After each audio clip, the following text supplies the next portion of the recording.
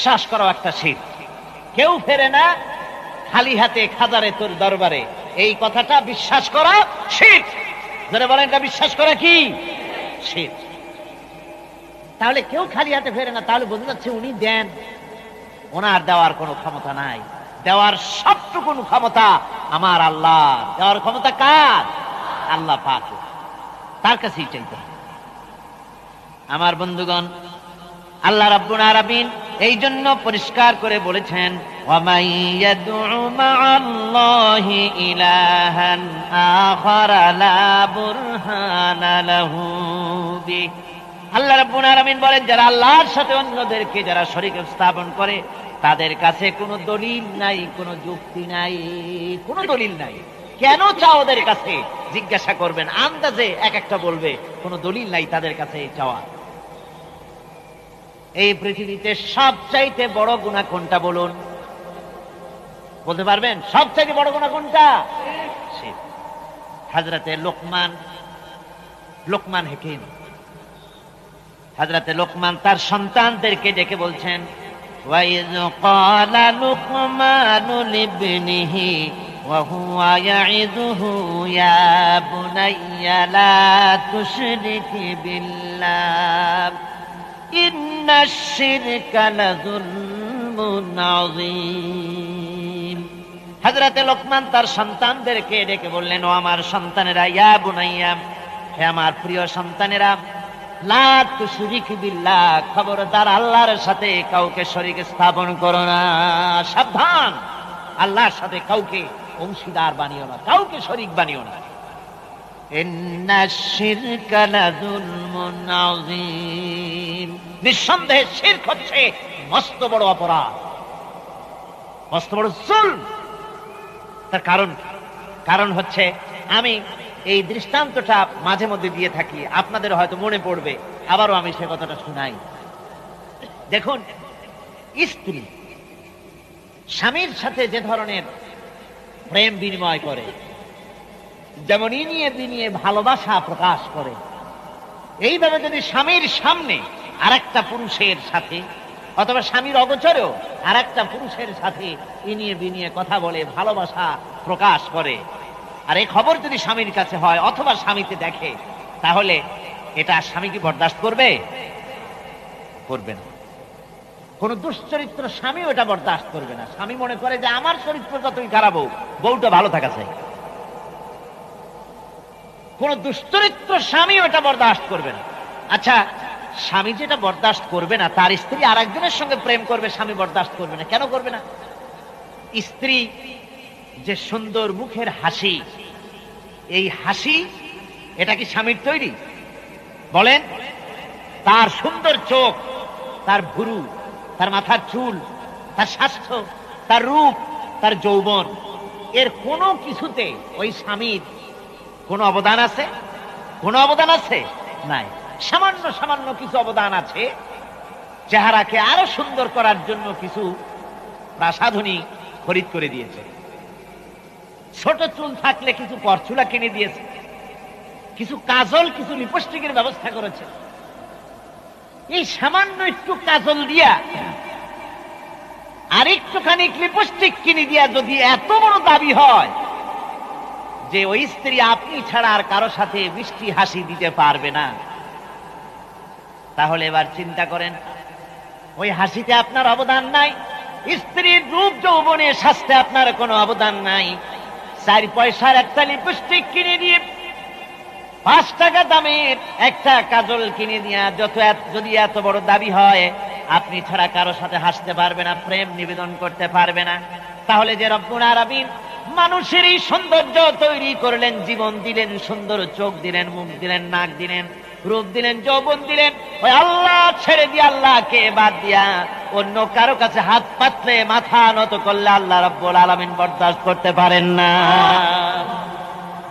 কারো সামনে মাথা নত করতে পারো না। অনেক মানুষ আছে বুজুর্গ লোক পেলে সেজদা করে, যেরকম নাউজুবিল্লাহ, হারাম। এই জন্য কদমবুসি থেকেও সতর্ক হওয়া উচিত। কদমবুসি করতে গিয়ে যারা জানে না, মাথাটা নিচু করে ফেলে, যার কদমবুসি করতেছেন তিনি যদি ওই মাথা নিচু হয় রাজি থাকেন, তাহলে যে করলো সেও কাফের হলো, যারে করলো সেও কাফের হলো। জোরে কোন নাউজুবিল্লাহ। এই জন্য সতর্ক থাকা উচিত কদম বুসির ব্যাপারেও।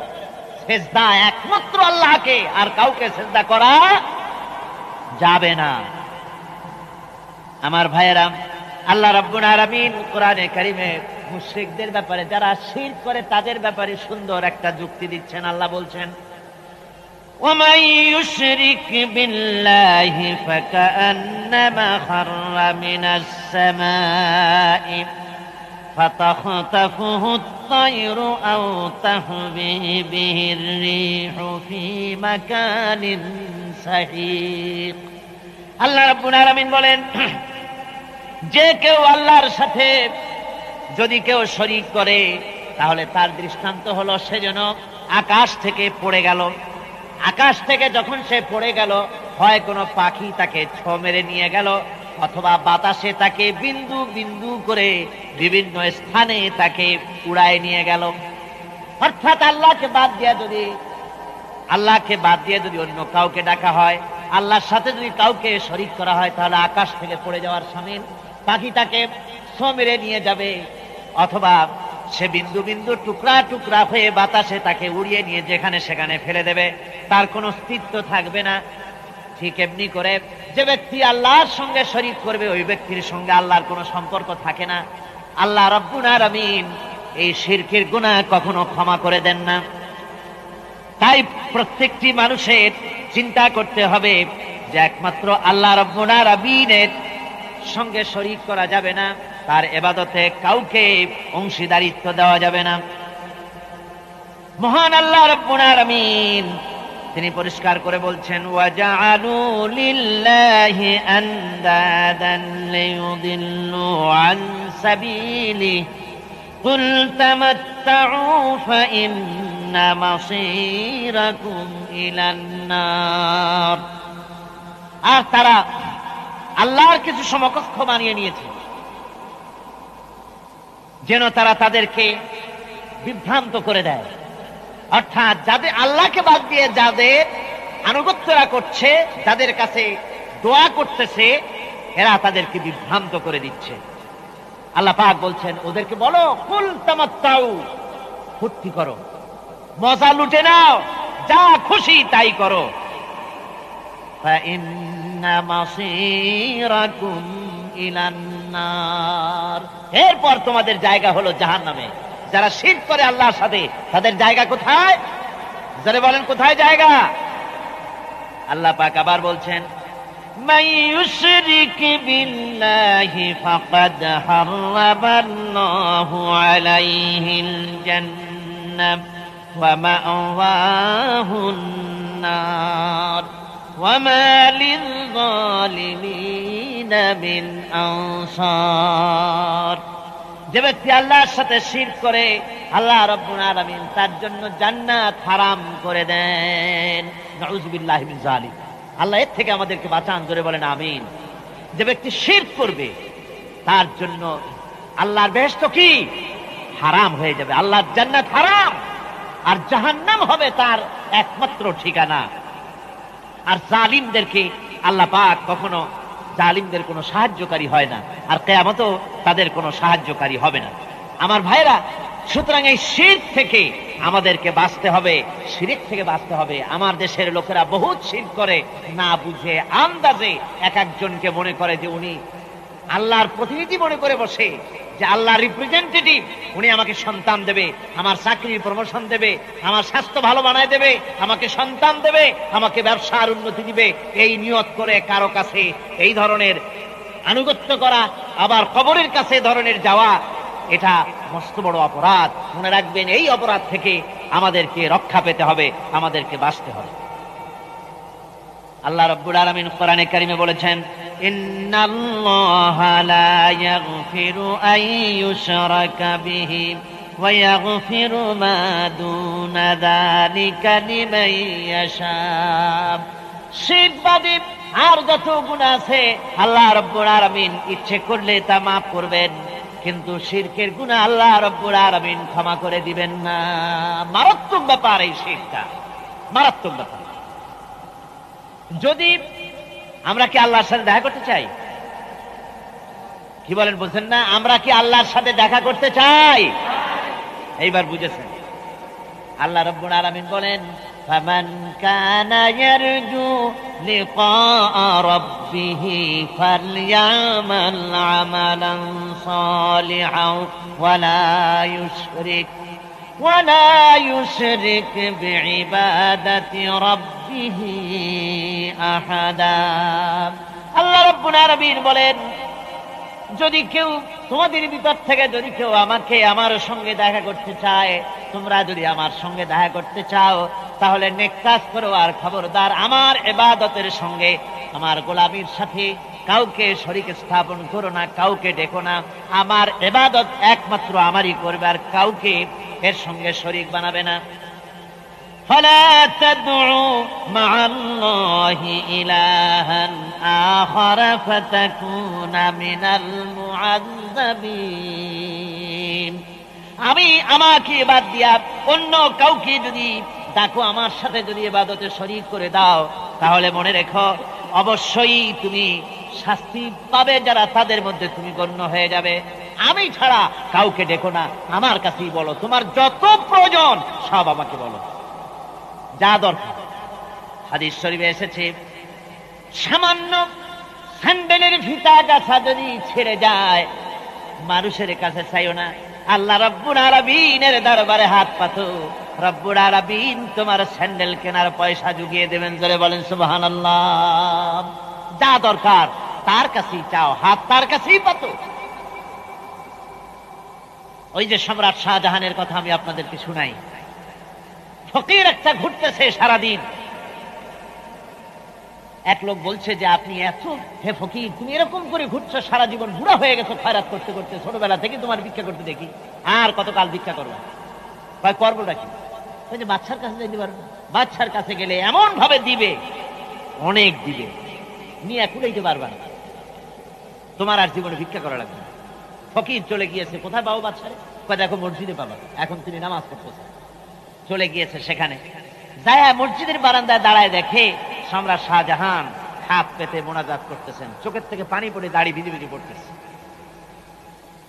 মোনাজাত শেষ করে বাচ্চা যখন বাইরে নেমেছেন, তখন ফকির তাকে সালাম দিয়ে চলে যাচ্ছে। বাচ্চা বলছেন, তুমি আমাকে সালাম দিয়ে চলে যাচ্ছ, তুমি তো ভিক্ষুক, তা আমার কাছে তো সমস্ত ভিক্ষুকই আমার কাছে চায়, ভিক্ষুক তো ভালো, ধনীরাও আমার কাছে চায়, তুমি ভিক্ষুক মানুষ আমার কাছে চাইলে না, সালাম দিয়ে চলে যাও। ফকির বলতেছেন, যা পানা, সত্যি কিছু চাইতে এসেছিলাম, কিন্তু আমি আপনাকে দেখার পরে আমার চিন্তার পরিবর্তন হয়ে গেছে। আমি তাকিয়ে তাকিয়ে দেখলাম মসজিদের ভেতরে, আমি চাইতে এসেছি দিল্লির সম্রাট শাহজাহানের কাছে। যেই সম্রাট, দিল্লির সম্রাট যার কাছে আমি চাইতে এসেছি, আমি তো দাঁড়ায় আছি, কান্দি না, কিন্তু আমি দেখতেছি যার কাছে আমি চাইতে এসেছি তিনি যেন আবার কোন সম্রাটের কাছে আমার চাইতেও দারুণ ভিক্ষুকের মতো হয়ে চোখের পানি ফেলে ভিক্ষা চাইতেছে। মনে মনে ভাবলাম, মানুষের কাছে ভিক্ষা চাইব না কোনদিন আর। বাদশা কান্দে, যেই বাদশার কাছে, ওই সম্রাটের সম্রাট, রাজা ধীরাজ, আল্লাহর কাছে ছাড়া কারো কাছে জীবনে আর হাত পাতব না। আমার বন্ধুগণ, তাই প্রত্যেকটি মুসলমানের নিয়ত হওয়া উচিত, কোন কবরের কাছে গিয়া জীবনে কিছু চাইব না, কোন বুজুর্গের কাছে গিয়া কিছু চাইব না, সব চাইব আল্লাহর কাছে। কার কাছে চাইব? আল্লাহর কাছে চাইব। বুজুর্গের কাছে দোয়া চাইতে পারি, বলবো হুজুর আমার জন্য দোয়া করেন, আমি যেন আল্লাহর গোলাম হইতে পারি। এই দোয়া, আপনি আমার জন্য দোয়া করেন, আমি যেন আল্লাহর গোলাম হতে পারি, আমি যেন শিরক মুক্ত হতে পারি। বাস। বাবা আমারে সন্তান দেন, আমার চাকরি দেন, না, এ কথা আমরা বলবো না। আমরা মুসলমান, আমাদের বলতে হবে একমাত্র আল্লাহর কাছে, একমাত্র আল্লাহর শরণাপন্ন হতে হবে, তিনি ছাড়া আর কাউকে ডাকা যাবে না। হুয়াল হাইয়্যু লা ইলাহা ইল্লা হুয়া ফাদউহু মুখলিসিনা লাহুদ্দীন আলহামদুলিল্লাহি রাব্বিল আলামিন। হুয়াল হাইয়্যু, তিনি চিরঞ্জীব, যার কাছে আমরা চাইবো তিনি আগামীকাল মরে যাবেন না। সুবহানাল্লাহি ওয়া বিহামদিহি। হুয়াল হাইয়ুল কাইয়্যুম, সদা জাগ্রত চিরঞ্জীব, যিনি ঘুমানো না। আমি যদি রাত্রে চাই, আল্লাহ ঘুমায় থাকবে, শুনবে না নাকি? কি কন? গভীর রাত্রে আমরা আল্লাহর কাছে কিছু চাইবো আর আল্লাহ থাকবে ঘুমাইয়া, এরকম হবে নাকি? এরকম হবে না। আবার আমাদের যখন দিন, বুঝলাম রাতের বেলা আল্লাহ বিশ্রাম করেন, ধরে নিলাম দিনের বেলায় আল্লাহ বান্দার কথা শোনেন, তাহলে দিন রাত্রের তো কত পরিবর্তন আছে। আমাদের দেশে ঢাকায় যখন দুপুর 12টা, তখন নিউ ইয়র্কে তখন রাত 11টা বা 12টা, সম্পূর্ণ উল্টো। তো এক জায়গার মানুষে চাইবে আর এক জায়গায় আল্লাহ তখন ঘুমায় থাকবে, আবার আর এক জায়গায় চাইবে আল্লাহ তখন সজাগ থাকবেন। আল্লাহ কি এইরকম নাকি? মহান আল্লাহ রাব্বুল আলামিন বলেছেন, শোনো, লা তাখুযুহু সিনাতুন ওয়ালা নাওম, নিদ্রা তন্দ্রা আল্লাহকে স্পর্শ করে না। সুবহানাল্লাহ বিহামদিহি। তিনি সব সময় জেগে আছেন, তিনি সদা জাগ্রত, তিনি চিরঞ্জীব, তিনি বান্দার দিকে তাকিয়ে আছেন। আমার কাছে বলো, আমার কাছে চাও।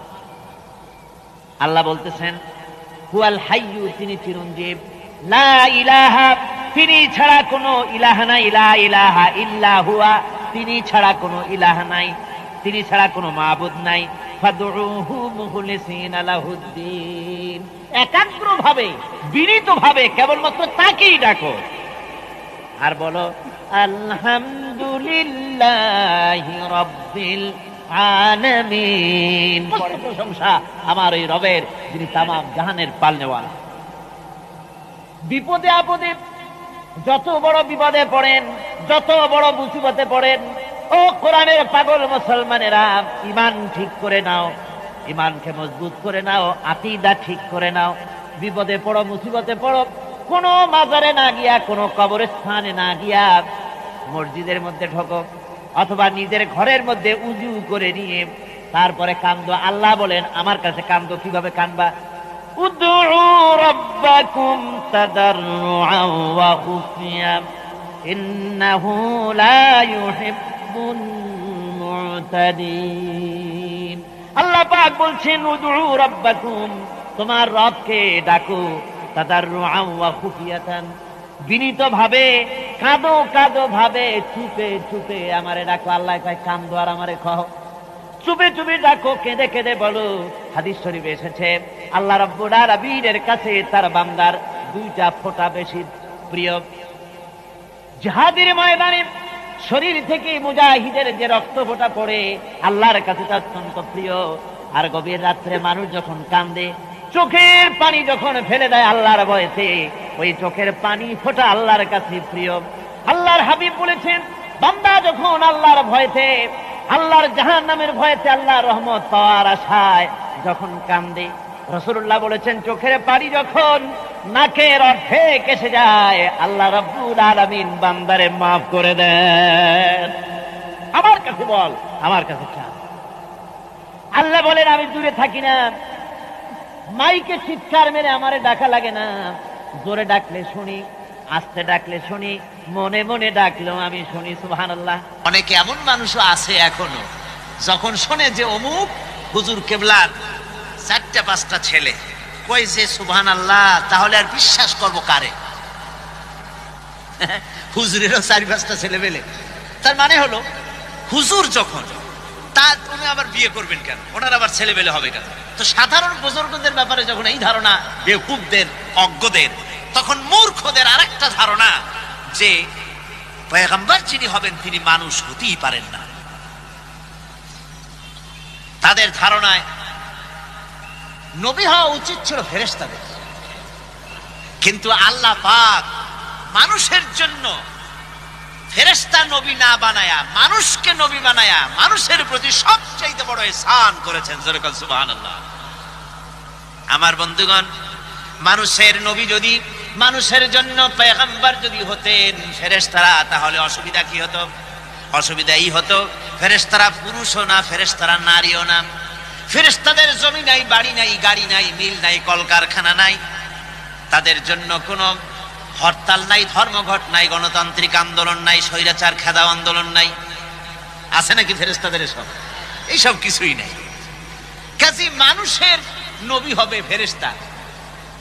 মানুষে বিয়ে করে, বউর সাথে ঝগড়া বাঁধে, স্বামী স্ত্রী সংসার চালাতে গেলে রাত দিন 24 ঘন্টা যে মধুর সম্পর্ক 24 ঘন্টা থাকবে এমনটি নাও হতে পারে, মাঝে মধ্যে দুই একটা ব্যাপার নিয়ে মনোমালিন্য হতেও পারে। আবার একটু মনোমালিন্য না হলে প্রেমে কি মজা হয়?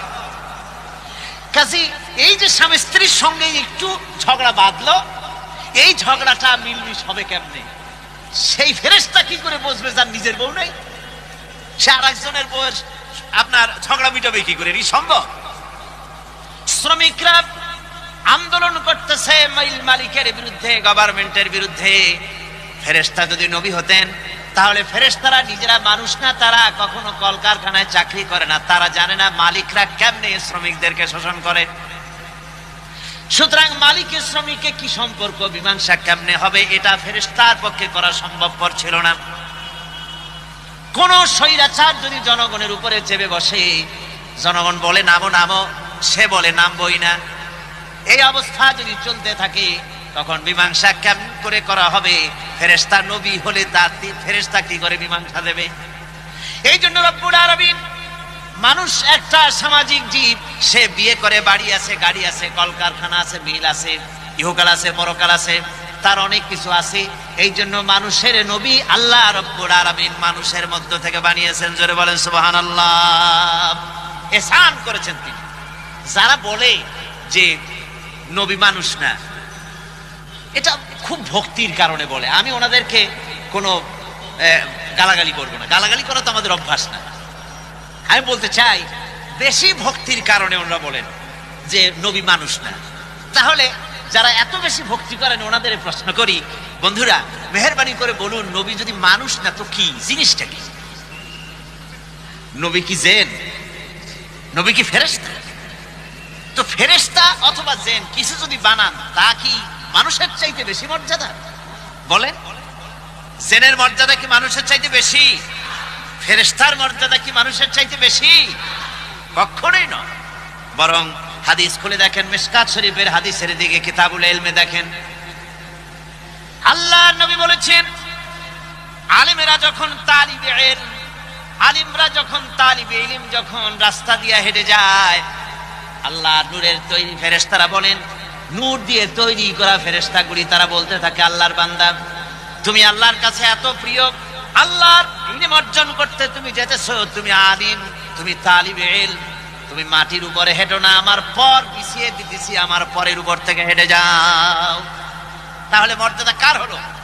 ফেরেশতার না মানুষের?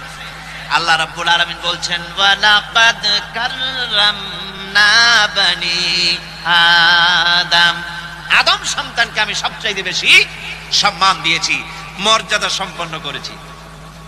কাজী মানুষ এর মর্যাদা সবচাইতে বেশি। কাজী ভক্তি তো নিশ্চয়ই করব, রাসূলকে ভক্তি করব না তো কারে করব? তো ভক্তি করতে গিয়ে রাসূলকে মানুষ থেকেই যদি খারিজ করে দেই, তাহলে এটা কি ইনসাফ করা হবে? কি বলেন, ইনসাফ হবে? হবে না। আমার ভাইয়েরা খুব ভালো করে বোঝেন, আল্লাহ রাব্বুল আলামিন যত নবী বানিয়েছেন সমস্ত নবীরা মানুষ ছিলেন। আর কাফেরদের দৃষ্টিতে ছিল মানুষ যদি নবী হয় তাহলে তা হতে পারে না, ফেরেশতার নবী হওয়া উচিত। ওদের ধারণা যে উনি তো একজন মানুষ, উনি ভাত খান, উনি বিয়ে করেন, ওনার রোগ হয়, ওনার অসুখ হয়, ওনার দুঃখ হয়, ওনার ছেলে মরে যায়, এটা কেমন নবী? যখনই কোন নবী এসেছে পৃথিবীতে ঠিক তখনই এই ধরনের সুতো ধরে বিরোধিতা করেছে কাফেররা, আবহমান কাল থেকে, শুধু হুজুরের ব্যাপারে না।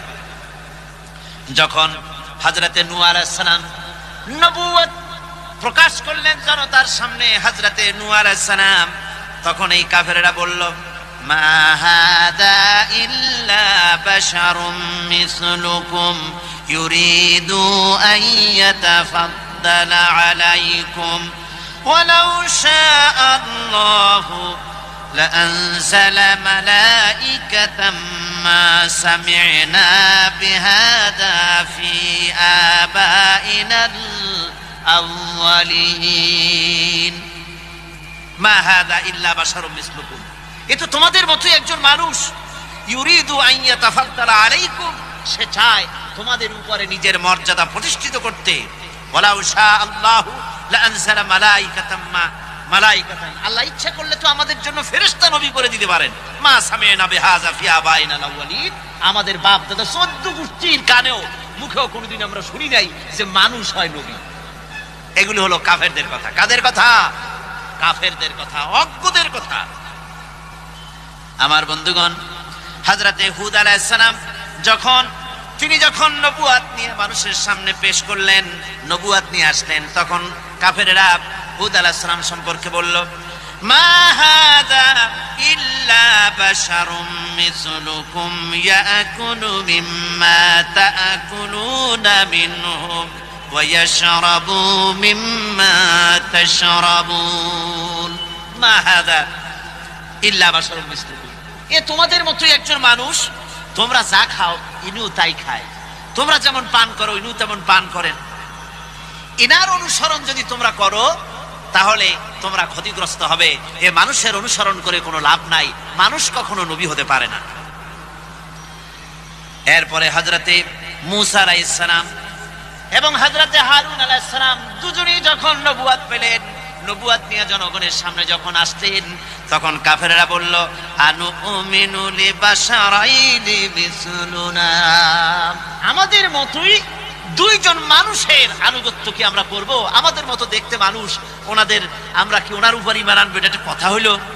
এরকম তারা কথা তুলত। ঠিক রাসূল পাক সাল্লাল্লাহু আলাইহি ওয়াসাল্লাম যখন নবুয়তের ঘোষণা দিলেন, ওরা তখন এই কথা তুলল, যে কথা আমি একটু আগে পড়লাম, মা লিহাযার রাসূলি ইয়াকুলুত তুআমা ওয়া ইয়ামশি ফিল আসওয়াক। এই কেমন রাসূল যিনি খানা খান আবার বাজারে যাতায়াত করে, হাট বাজার করে? এটা কেমন কথা? এভাবে তারা সন্দেহ প্রকাশ করত। এই সমস্ত সন্দেহের জবাব দিচ্ছেন আল্লাহ। কে জবাব দিচ্ছেন? আরো জোরে বলেন, কে দিচ্ছেন জবাব? আল্লাহ পাক জবাব দিচ্ছেন। আমার জবাব শুনে তো কোনো লাভ নাই, জবাব শুনতে হবে কার? সন্দেহ সৃষ্টি করছে কাফেরেরা যে মানুষ কখনো নবী হতে পারে না, নবীরা মানুষ না। এই যে কথা কাফেরেরা প্রশ্ন তুলেছে, এর জবাব নিতে হবে আল্লাহর কাছ থেকে। কার কাছ থেকে? আল্লাহ রাব্বুল আলামিন জবাব দিচ্ছেন, ওয়ামা আরসালনা ক্বাবলাকা ইল্লা রিজালান নূহি ইলাইহিম ফাসআলু আহলায যিকরি ইন কুনতুম লা তা'লামুন। আপনার আগে যত নবী পৃথিবীতে পাঠানো হয়েছে সবাই পুরুষ ছিলেন, সবাই মানুষ ছিলেন। কোন মহিলাকে নবী বানানো হয় নাই, সব পুরুষদেরকে নবী বানানো হয়েছে, মানুষদেরকে নবী বানানো হয়েছে। আর একথা যদি তোমার জানা না থাকে, তাহলে যারা জানে জ্ঞানী লোকদের কাছ থেকে ভালো করে জিজ্ঞেস করে নাও। ওয়ামা জাআলনাহুম জাসাদান লা ইয়াকুলুনা আত-তাআমা ওয়ামা কানু খালিদিন। আর তারা এমন ছিলেন না, এমন দেহ আমি তাদের তৈরি করি নাই যাতে তাদের পানাহার লাগতো না। প্রত্যেকে মানুষ ছিলেন এবং সবাইকে এভাবে পানাহার করতে হতো, সবাই মানুষ ছিলেন। ওয়ামা আরসালনা ক্বাবলাকা মিনাল মুরসালিনা ইল্লা ইন্নাহুম লায়াকুলুনা আত-তাআমা ওয়া ইয়ামশুনা বিল আসওয়াক। তোমার পূর্বে যত নবী পৃথিবীতে এসেছেন সব বাজারে গেছেন, সব খানা দানা করেছে, সব ব্যবসা বাণিজ্য করেছে, সব বাজারে চলাফেরা কেনাকাটা করেছে। এরকম করে সমস্ত নবীরা তারা মানুষ ছিলেন। ওয়ালাকাদ আরসালনা রুসুলাম মিন ক্বাবলিকা ওয়া জাআলনা লাহুম আজওয়াজান ওয়া যুররিয়া। আমি যত পয়গম্বর পৃথিবীতে পাঠিয়েছি আপনার পূর্বে তাদের সকলের স্ত্রী ছিল এবং সন্তান ছিল। সকলকে আমি স্ত্রী দিয়েছি, সন্তান দিয়েছি। সুতরাং তারা মানুষ ছিলেন, মানুষ ছিল বলেই তো বিবাহ করতে হয়েছে, মানুষ ছিলেন বলেই তো তাদের সন্তান হয়েছে। আল্লাহ পাক এবার হুজুরকে বলতেছেন, আপনার আমার নবী। কাকে বলতেছেন? বিশ্ব নবীকে। জোরে বলেন, কাকে বলতেছেন? বিশ্ব নবী মুহাম্মদ রাসূলুল্লাহ সাল্লাল্লাহু আলাইহি ওয়াসাল্লামকে আল্লাহ রাব্বুল আলামিন বলছেন, নবী আপনি বলেন, আপনার ব্যাপারে পরিষ্কার করে বলেন, কুল ইন্নামা আনা বাশারুম মিসলুকুম ইউহা ইলাইয়া আন্নামা ইলাহুকুম ইলাহু ওয়াহিদ। আপনি বলে দিন ইন্নামা। ইন্নামা আরবিতে আলেমরা ভালোই জানেন, ইন্নামা হচ্ছে হাসার, হাসারের জন্য ইন্নামা আছে। আমি ইন্নামা আনা বাশারুম মিসলুকুম, আমি মানুষ ছাড়া আর কিছুই নই। ইন্নামা আনা বাশারুম মিসলুকুম, ও নবী আপনি বলুন আমি তোমাদের মতোই মানুষ। আনা বাশারুম মিসলুকুম ইউহা ইলাইয়া, আমার কাছে ওহী আসে। এখন আমাদের বন্ধুরা যারা তারা বলেন এই আয়াতের আমরা যখন ব্যাখ্যা প্রদান করি ওনারা তখন মানুষকে বিভ্রান্ত করেন এই কথা বলে যে কোরআনের তাফসিরে তারা বলতেছে মুহাম্মদ সাল্লাল্লাহু আলাইহি ওয়াসাল্লাম নাকি তিনি আমাদের মতো মানুষ, আমরা যেমন গুনাহ করি, আমরা যেমন মিথ্যে কথা কই, আমরা যেমন ওজনে কম দেই, হুজুর সাল্লাল্লাহু আলাইহি ওয়াসাল্লাম তিনিও আমাদের মতো মানুষ, এইরকম কাম করে। জোরে করেন নাউযুবিল্লাহ। আমাদের মতো মানুষ তার অর্থ কি? আমরা যেমন গুনাহ করি রাসূল কি সেরকম গুনাহ করে? আমার বন্ধুগণ, রাসূল গুনাহ করতে পারেন না, আল্লাহ নবী মিথ্যে বলতে পারেন না, গুনাহ করতে পারেন না। যে কোনো বুজুর্গ, যে কোনো আলেম, যে কোনো মুফাসসির, যে কোনো ব্যক্তি শয়তান ওয়াসওয়াসা দিয়া যখন তখন তাকে পথভ্রষ্ট করে দিতে পারে, কিন্তু আল্লাহর নবীর কাছে শয়তানের কোনো প্রবেশের অধিকার নাই। জোরে বলেন সুবহানাল্লাহ। তিনি মাসুম, বেগুনাহ, তার কোনো ভুল নাই, তার কোনো গুনাহ নাই। জোরে বলেন সুবহানাল্লাহ ওয়া বিহামদি। আমাদের মতো মানুষ তার মানে কি? ব্যাখ্যাটা ভালো করে শুনে যান।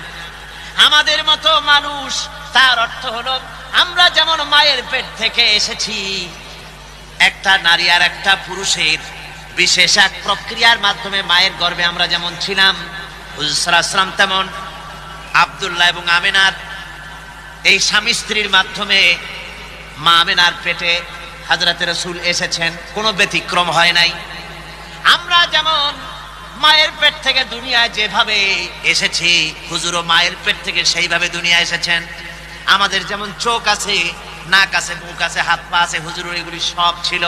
আমরা যেমন বিয়ে শাদী করি, রাসূল বিয়ে শাদী করেছেন। আমাদের ছেলে পেলে হয়, রাসূলেরও ছেলে পেলে হয়েছে। আমাদের রোগ ব্যাধি হয়, রাসূলেরও রোগ ব্যাধি হয়েছে। আমাদেরও কষ্ট হয়, ব্যাধি হয়, হুজুরেরও তা হয়েছে। এদিক থেকে তিনি মানুষ, অনুভূতির দিক থেকে, সুখ দুঃখের দিক থেকে, খাওয়া দাওয়ার দিক থেকে, ঘুমাবার দিক থেকে, সকল দিক থেকেই এসব মানবীয় দিক থেকে আমাদের সমান। আমরা যেমন মানুষ, রাসূলও তেমন মানুষ। তবে পার্থক্য আছে। তবে কি আছে? পার্থক্য আছে। পার্থক্যগুলো শোনেন, আপনারা ওই বিভ্রান্তির শিকার হবেন না, ভুল ব্যাখ্যার শিকার হবেন না। আমার বন্ধুগণ, পার্থক্য কোথায়?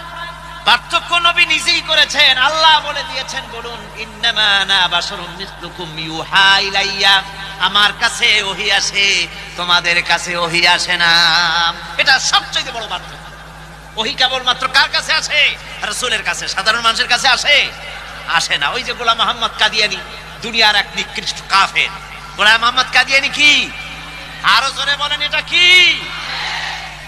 এই কাফেরটি বাংলাদেশে তারা ঠিকই আছে। এই কাফেরের মুরিদেরা তারা বলে যে আমরা মুহাম্মদ সাল্লাল্লাহু আলাইহি ওয়াসাল্লামকে আখিরি জামানার নবী মানি।